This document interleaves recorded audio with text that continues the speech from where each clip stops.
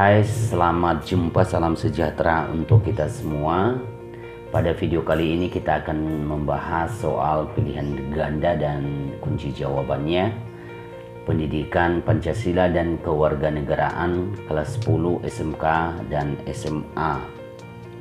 Mari kita langsung saja pada soal pertama. Soal pertama yakni kekuasaan membentuk undang-undang disebut juga kekuasaan legislatif. Setelah dilakukan perubahan Undang-Undang Dasar Negara Republik Indonesia tahun 1945, DPR mempunyai kedudukan yang lebih kuat dalam pengelolaan kekuasaan negara. DPR secara tegas dinyatakan sebagai pemegang kekuasaan untuk membentuk undang-undang. Hal tersebut diatur dalam Pasal 20 ayat 1 bagian A ya. Soal nomor 2, sebagai warga negara sudah sepatutnya kita wajib mendukung penyelenggaraan negara berorientasi kepada kepentingan rakyat dan merupakan perwujudan nilai-nilai Pancasila sebagai ideologi terbuka. Bersikap positif terhadap Pancasila sebagai ideologi terbuka adalah di bawah ini, kecuali ya. Bagian E, menyerap semua nilai-nilai yang masuk demi kemajuan bangsa pada era globalisasi sekarang ini. Soal nomor 3, berikut ini yang merupakan salah satu variasi dari sistem pemerintahan presidensial di Indonesia adalah bagian D, kekuasaan yudikatif dijalankan oleh Mahkamah Agung dan Badan Peradilan di bawahnya. Nomor 4, apabila presiden dan wakil presiden tidak dapat melakukan kewajiban dalam masa jabatannya secara bersamaan, pelaksanaan tugas kepresidenan adalah bagian A, Menteri Luar Negeri, Menteri Dalam Negeri, dan Menteri Pertahanan. Soal nomor 5, mari kita memperhatikan pernyataan di bawah ini. 1. Penyelenggaraan negara berada di tangan presiden. 2. Kabinet dibentuk oleh presiden. 3. Presiden tidak bertanggung jawab kepada parlemen. 4. Presiden tidak dapat membubarkan parlemen. Pernyataan di atas merupakan ciri-ciri dari sistem pemerintahan presidensial bagian D. 6. Kita perhatikan secara bersama-sama data di bawah ini. 1. Cinta akan kemajuan dan pembangunan. 2. Pimpinan kerakyatan adalah hikmat kebijaksanaan yang dilandasi akal sehat. 3. Keseimbangan antara hak dan kewajiban serta menghormati orang lain. 4. Musyawarah untuk mufakat dicapai dalam permusyawaratan wakil-wakil rakyat.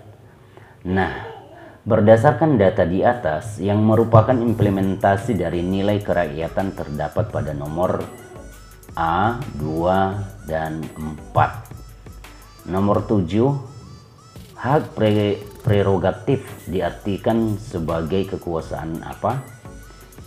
Ini pilihan yang benar adalah C, relatif presiden untuk membentuk dan membubarkan kabinet. Nomor 8, sikap positif yang perlu dikembangkan warga negara sebagai implementasi nilai-nilai Pancasila adalah sebagai berikut. Ini kita lihat jawabannya yang bukan ya, atau kecuali. Itu kita pilih bagian D, memajukan kesejahteraan umum serta mencerdaskan kehidupan bangsa. Nomor 9, asas yang menentukan kewarganegaraan seseorang menurut pertalian darah atau yang menentukan kewarganegaraan seseorang ialah kewarganegaraan orang tuanya dengan tidak mengindahkan di mana ia sendiri dan orang tuanya berada dan dilahirkan adalah ius sanguinis.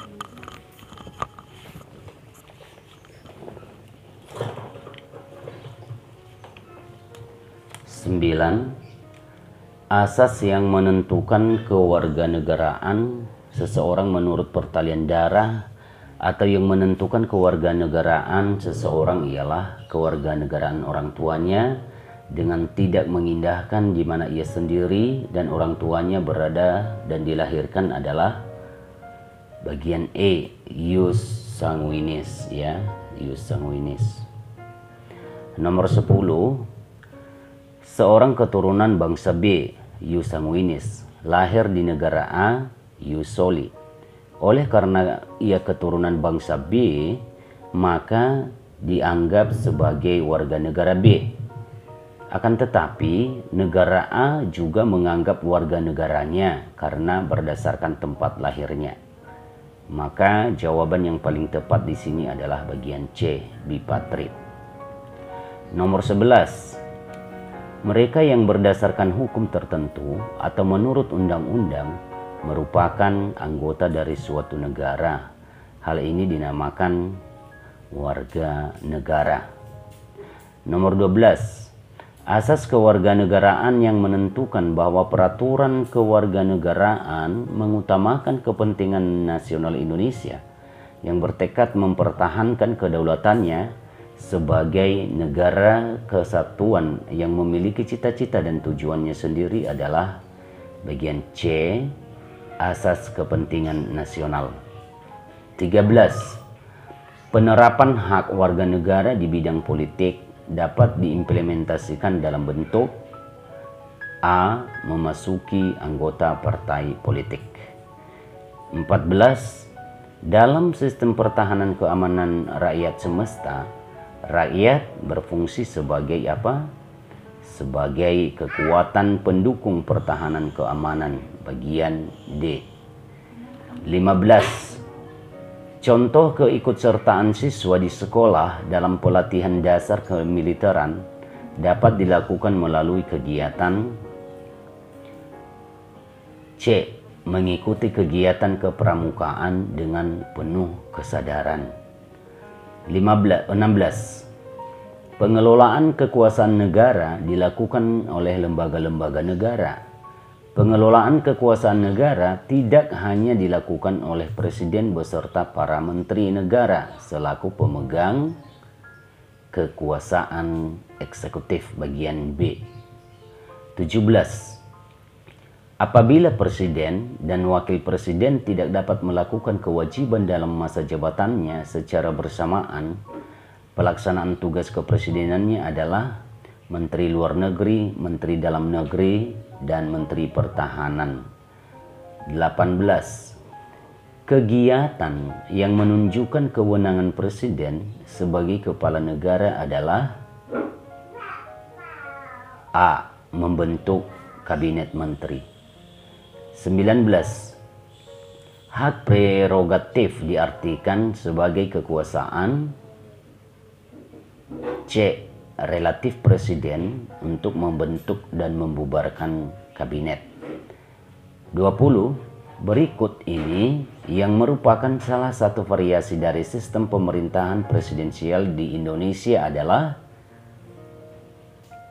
D. Kekuasaan yudikatif dijalankan oleh Mahkamah Agung dan badan peradilan di bawahnya. 21. Dalam sistem pemerintahan presidensial, presiden berkedudukan sebagai kepala negara. D. Negara dan kepala pemerintahan. 22. Secara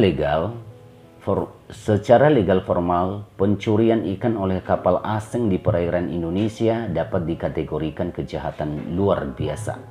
Paling utama, pelanggaran kedaulatan. Merujuk kepada Konvensi PBB tentang Hukum Laut 1982, masuknya kapal ikan asing secara ilegal di laut teritorial Indonesia dapat dikategorikan membahayakan kedamaian, ketertiban, dan keamanan nasional. Ada dalam pasal 19. Undang-Undang Nomor 31 Tahun 2004 yang diperbaharui dengan Undang-Undang Nomor 45 2009 tentang perikanan menyebutkan aksi pencurian ikan tergolong tindak pidana. Nah, berdasarkan artikel di atas, illegal fishing merupakan salah satu ancaman terhadap kedaulatan negara. 23. Perhatikan pernyataan di bawah ini.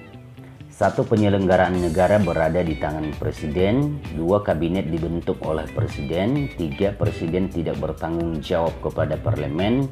4. Presiden tidak dapat membubarkan Parlemen. Pernyataan di atas merupakan ciri-ciri dari sistem pemerintahan presidensial bagian D. 24. Di bawah ini yang merupakan ciri dari sistem pemerintahan presidensial adalah Presiden berkedudukan sebagai kepala negara dan kepala pemerintahan. 25. Sebagai warga negara sudah sepatutnya kita wajib mendukung penyelenggaraan negara berorientasi kepada kepentingan rakyat dan merupakan perwujudan nilai-nilai Pancasila sebagai ideologi terbuka. Bersikap positif terhadap Pancasila sebagai ideologi terbuka adalah kecuali menyerap semua nilai-nilai yang masuk demi kemajuan bangsa pada era globalisasi sekarang ini. Bagian E. 26. Perhatikan ciri-ciri pemerintahan di bawah ini. Terdapat hubungan yang erat di antara eksekutif dan legislatif. Eksekutif yang dipimpin oleh Perdana Menteri. Kepala negara berkedudukan sebagai kepala negara saja, bukan sebagai kepala eksekutif atau pemerintahan. Presiden dipilih langsung oleh rakyat melalui pemilihan. Eksekutif bertanggung jawab kepada legislatif. Menteri-menteri yang diangkat oleh presiden tersebut pun bertanggung jawab kepada presiden. Nah, dari pernyataan tersebut yang merupakan ciri sistem pemerintahan presidensial ditandai pada nomor 4. 27.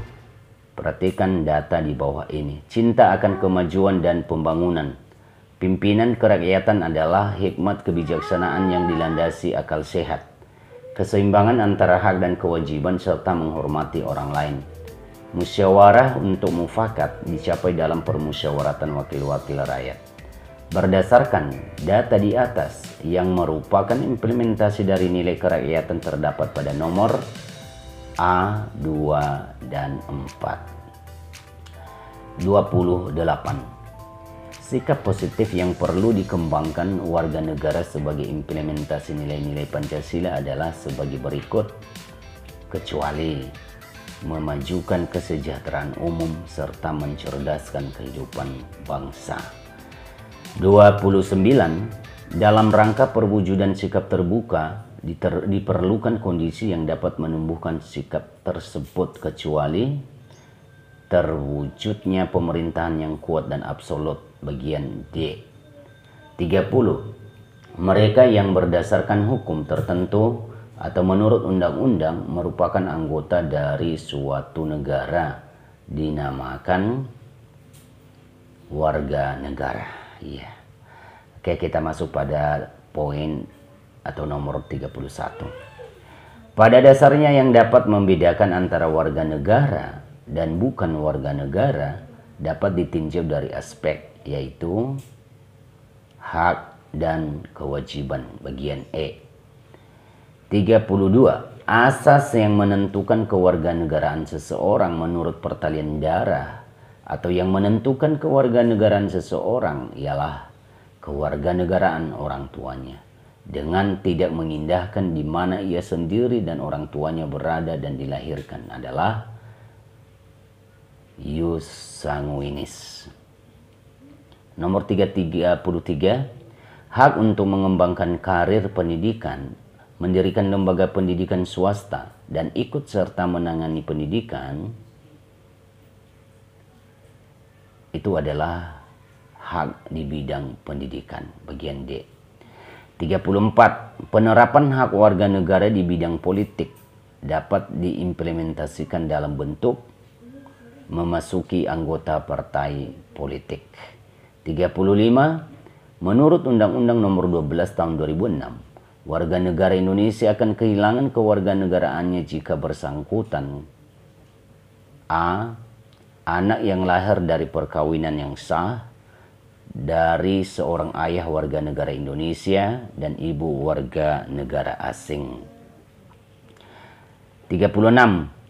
Contoh keikutsertaan siswa di sekolah dalam pelatihan dasar kemiliteran dapat dilakukan melalui kegiatan C. Mengikuti kegiatan kepramukaan dengan penuh kesadaran. 37. Dalam sistem pertahanan keamanan rakyat semesta, rakyat berfungsi sebagai D. Kekuatan pendukung pertahanan keamanan. 38. Sikap dan perilaku warga negara yang dijiwai kecintaannya terhadap Negara Kesatuan Republik Indonesia berdasarkan Pancasila dan Undang-Undang Dasar Negara Republik Indonesia tahun 1945 dalam menjamin kelangsungan hidup bangsa dan negara. Pernyataan tersebut merupakan pengertian bela negara. 39. Berdasarkan fungsi suprastruktur politik yang dikemukakan oleh Gabriel A. Almond, kewenangan yang dimiliki Mahkamah Konstitusi termasuk dalam fungsi polisi adjudicatio bagian A ya. Baik 40, yang termasuk komponen infrastruktur politik adalah kelompok penekan dan media massa. C. 41. DPR memiliki kewenangan membuat undang-undang. Oleh karena itu, DPR berkedudukan sebagai lembaga legislatif. 42. Pemerintah dapat mempertanggungjawabkan segala kebijakan yang dikeluarkan, merupakan wujud pengalaman prinsip good governance. Nah, ini pedoman ini adalah pedoman akuntabilitas bagian D. 43. Ikut pemilihan presiden dan wakil presiden merupakan wujud partisipasi politik warga negara di lingkungan bangsa dan negara. 44. Infrastruktur politik adalah lembaga politik yang tidak resmi berperan secara tidak langsung. Nah, lembaga politik mengawasi kebijakan. Bagian E. 45. Komisi Pemberantasan Korupsi bertugas untuk melakukan pemberantasan tindak pidana korupsi. 46. Lembaga yang bertugas mengawasi keuangan negara adalah BPK, Badan Pemeriksaan Keuangan. 47. Mahkamah Konstitusi sebagai lembaga baru di Indonesia memiliki fungsi mengadili pada tingkat pertama dan terakhir yang putusannya bersifat final untuk kecuali membuat partai politik. 48. DPD, Dewan Perwakilan Daerah, merupakan lembaga negara yang dibentuk untuk menjalankan tugas utama, yakni membantu pemerintah dalam mengajukan rancangan undang-undang. 49. Pasal 6A ayat 1 Amandemen Undang-Undang Dasar 1945 menyatakan bahwa presiden dan wakil presiden dipilih bagian D ya, langsung oleh rakyat. Dan nomor 50 adalah berikut ini pemegang kekuasaan yudikatif, yaitu siapa? Mahkamah Konstitusi. Baik, sekian saja untuk pembahasan soal ini. Ada 50 soal pilihan ganda. Mari kita belajar bersama. Kalau ada yang kurang jelas atau kurang tepat jawabannya, silakan beri saran di kolom komentar di channel Alinus Halawah. Semoga soal-soal ini bermanfaat bagi anak-anak didik, secara khusus anak-anak SMK. Sekian dan terima kasih. Tuhan memberkati kita. Sukses dan selamat belajar untuk kita semuanya.